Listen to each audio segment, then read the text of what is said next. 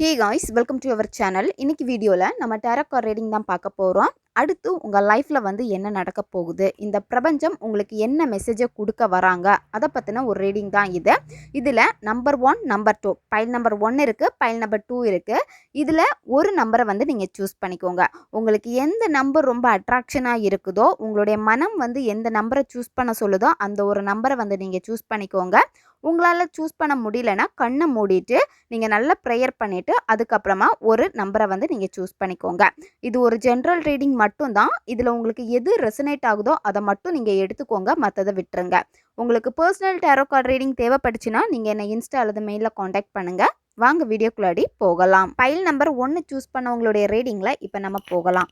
சில விஷயங்கள் வந்து உங்களுக்கு ரொம்ப காயத்தை ஏற்படுத்தி இருக்கும். அந்த விஷயத்துலேருந்து இப்போ தான் நீங்கள் கொஞ்சமாக வெளியே வந்துட்டுருக்கீங்க.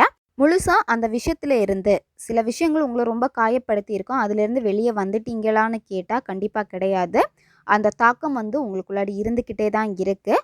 ஆனால் நீங்கள் எவ்வளோ அதை விட்டு வெளியே வரணும்னு நீங்கள் ட்ரை பண்ணுறீங்க. பட் முழுமையாக உங்களால் வந்து வர முடியலை. அது வந்து வரதுக்கான டைம் வந்து பார்த்திங்கன்னா இன்னும் அதிகமான டைம் வந்து இது எடுத்துக்கும். உங்கள் லைஃப்பில் வந்து சில விஷயங்கள் வந்து புதுசாக பண்ண போகிறீங்க.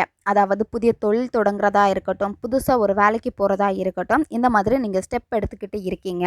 அந்த விஷயம் வந்து பார்த்திங்கன்னா பெரிய அளவுக்கு வந்து உங்களுக்கு கை கொடுக்காது. இப்போ உங்களுக்கு பிடிச்ச ஜாப் கிடைச்சாலுமே வந்து பார்த்திங்கன்னா அதில் ஒரு சாட்டிஸ்ஃபேக்ஷன் உங்களுக்கு பெரிய அளவில் இருக்காது. நீங்கள் புதிய தொழில் தொடங்கி இருக்கீங்க, தொழில் தொடங்க போகிறீங்க அப்படின்னா அது உங்களுக்கு ஃபேவராக வருமானு கேட்டால் அது உங்களுக்கு ஃபேவராக வராது. ஏன்னா அந்த பர்சன் வந்து உங்களை ஏமாத்துறதுக்கான வாய்ப்புகள் வந்து அதிகமாக இருக்குது. நீங்கள் பார்ட்னர்ஷிப் பண்ணிட்டு இருக்கீங்க அப்படின்னா, ஏன்னா உங்கள் 2 பேருக்கு இடையில வந்து ஒத்து போகவே போகாது. ஸ்டார்டிங் வந்து பிஸ்னஸில் உங்கள் 2 பேருக்கும் நல்லா செட் ஆகிருக்கும். போக போக வந்து பார்த்தீங்கன்னா அந்த பர்சனுடைய ஆக்டிவிட்டி எதுவுமே உங்களுக்கு பிடிக்காமல் போயிருக்கும். அதனால் அடிக்கடி வந்து நீங்கள் முகம் சுளிக்கிற மாதிரி இருந்திருக்கும். அவங்களும் உங்ககிட்ட சரியாக பேசுகிறது கிடையாது. இந்த மாதிரி இருந்துக்கிட்டே தான் இருக்கும். இது உங்களுக்கு செட் ஆகாது. நீங்கள் பார்ட்னர்ஷிப் பண்ணுறீங்க அப்படின்னா அதனால் பார்த்து பண்ணுங்கள். புதிய வாழ்க்கை, அதாவது புதுசாக ஒரு பர்சன் வந்து உங்ககிட்ட வந்து இன்ட்ரோ ஆகுறாங்க, நீங்கள் அவங்கக்கிட்ட பேசுகிறீங்க அப்படின்னா தயவு செஞ்சு நீங்கள் பார்த்து பேசுங்க. ஏன்னா அந்த பர்சன் வந்து பார்த்தீங்கன்னா உங்களுக்கு பிடிச்ச மாதிரி பேசுவாங்க. ஆனால் கண்டிப்பாக அந்த பர்சன் வந்து உங்களை காயப்படுத்திட்டு போவாங்க. அதனால் எந்த ஒரு பர்சன் வந்து பேசினாலுமே வந்து உடனே அந்த பர்சனுக்கு வந்து நீங்கள் அடிக்ட் ஆகாதீங்க. இது லவ்வருக்கு மட்டும் பொருந்தாது, நண்பர்களுக்கும் பொருந்தும். புதுசாக நண்பர்கள் உங்களுக்கு அறிமுகம் ஆகுறாங்க அப்படின்னா அந்த பர்சனை உங்களுக்கு ரொம்ப பிடிச்சி போயிருக்கும். போக போக போக அந்த பர்சன் தான் உங்களை காயப்படுத்திட்டு போயிடுவாங்க. அதனால் எந்த ஒரு நபருக்கும் வந்து நீங்கள் அடிக்ட் ஆகாதீங்க. உங்கள் லைஃப்பில் வந்து உங்களுக்கு ஏதாவது சாதிக்கணும் அப்படின்னு சொல்லிட்டு நீங்களே சில சமயம் வந்து மோட்டிவேட் ஆயிடுறீங்க. அதுக்கான விஷயங்கள் வந்து நீங்கள் பயங்கரமாக ஹார்ட் ஒர்க் பண்ணி பண்ணுறீங்க.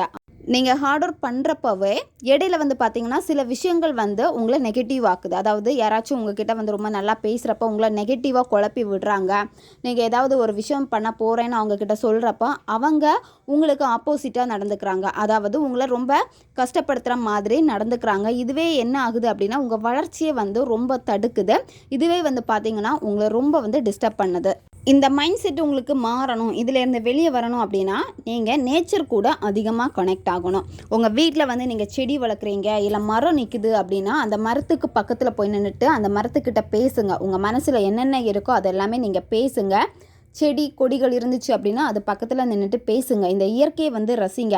எவ்வளோக்கு எவ்வளோ நீங்கள் அந்த நேச்சர் கூட நீங்கள் கனெக்ட் ஆகிக்கிட்டே இருக்கீங்களோ அது உங்களை ஹீல் பண்ணி எடுத்துரும். உங்கள் வளர்ச்சிக்கு வந்து ரொம்ப சப்போர்ட்டாக இருக்கும். அதாவது பண விஷயத்தில் தடுமாறுறீங்க, பண வரவே இல்லாமல் இருக்குது, உங்கள் வாழ்க்கையில் வந்து க்ரோத் எதுவுமே இல்லாமல் இருக்குது அப்படின்னா புதுசாக ஒரு நல்ல ஒரு க்ரோத் வந்து நீங்கள் பார்ப்பீங்க. இந்த இயற்கையோடு சேர்ந்து நீங்கள் பயணம் பண்ணுறப்போ உங்கள் மைண்டு வந்து டிஸ்டர்ப்டாக இருக்கக்கூடாது, நெகட்டிவாக இருக்கக்கூடாது. நெகட்டிவாக இருந்துச்சு அப்படின்னா உங்களால் எதுலேயுமே வந்து கான்சென்ட்ரேட் பண்ண முடியாது. அந்த நெகட்டிவ் எது உங்களுக்கு கொடுக்குதோ அதை நீங்கள் கட் பண்ணிடுங்க. அந்த சைடு நீங்கள் போகாதீங்க. உங்களுடைய கோல் நோக்கி நீங்கள் பயணம் பண்ணுங்கள். இந்த நேச்சர் வந்து ஆட்டோமேட்டிக்காக உங்கள் லைஃப்பில் என்னென்ன வேணுமோ அது எல்லாமே வந்து அச்சீவ் பண்ணுறதுக்கு ரொம்ப சப்போர்ட்டாக இருக்கும், உங்களை தூக்கி விடும். இதுதான் பைல் நம்பர் 1 சூஸ் பண்ணவங்களுடைய ரீடிங். இது ஒரு ஜென்ரல் ரீடிங் மட்டும்தான். எது உங்களுக்கு ரெசனேட் ஆச்சோ அதை மட்டும் எடுத்துக்கோங்க, மற்றதை விட்டுருங்க.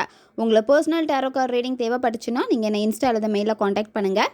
இப்போ பைல் நம்பர் 2 சூஸ் பண்ணவங்களுடைய ரீடிங்கில் நம்ம போகலாம். நெக்ஸ்ட்டு உங்கள் லைஃப்பில் வந்து என்ன நடக்க போகுது, பிரபஞ்சம் என்ன மெசேஜ் உங்களுக்கு கொடுக்க போகிறாங்கன்னு பார்க்கலாம்.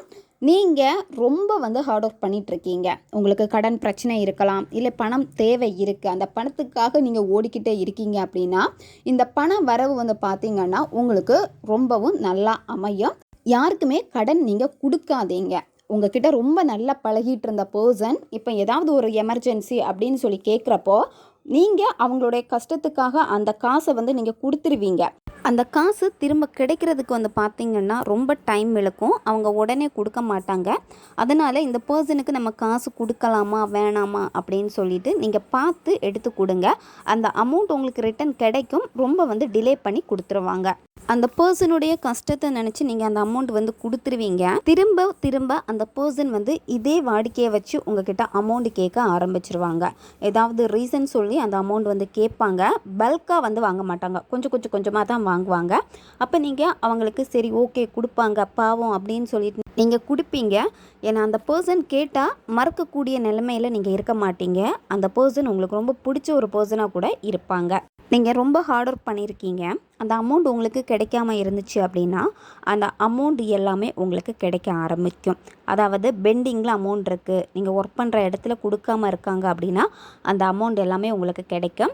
அது மட்டும் இல்லாமல் உங்களுக்கு பண வரவு வந்து பார்த்திங்கன்னா ரொம்ப நல்லா இருக்கும்.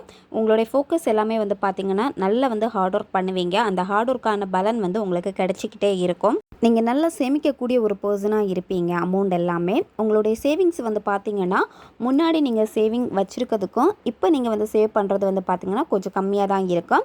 அதுக்கேற்ற மாதிரி தான் உங்களுக்கு செலவுகளும் வந்து இருந்துக்கிட்டே இருக்கும். அதனால் சேவிங்ஸ் வந்து பார்த்திங்கன்னா உங்களுக்கு பெரிய அளவில் இருக்காது. உங்களுக்கு ரொம்ப பிடிச்ச பர்சன்கிட்ட நீங்கள் ரொம்ப அட்டாச்சாக இருந்திருப்பீங்க. அந்த பர்சன் அந்த அளவுக்கு உங்ககிட்ட இன்ட்ரெஸ்ட் காமிச்சிருக்க மாட்டாங்க. அது என்ன ஆகும் அப்படின்னா உங்களுக்கே நாளடைவில் அவங்க மேலே இருக்கக்கூடிய அந்த இன்ட்ரெஸ்ட் அட்டாச்மெண்ட் வந்து போக ஆரம்பிக்கும். அதாவது எகெயின் வந்து அவங்கக்கிட்ட நம்ம இப்படி போய் நிற்கணுமா, திரும்பவும் நமக்கு வந்து கண்டுக்காம தானே இருப்பாங்க. இந்த மாதிரி ஒரு மைண்ட் செட் உங்களுக்கு வர ஆரம்பிக்கும். நீங்கள் அவங்கள விட்டு வந்து விலகி நிற்பீங்க, விலகி போவீங்க.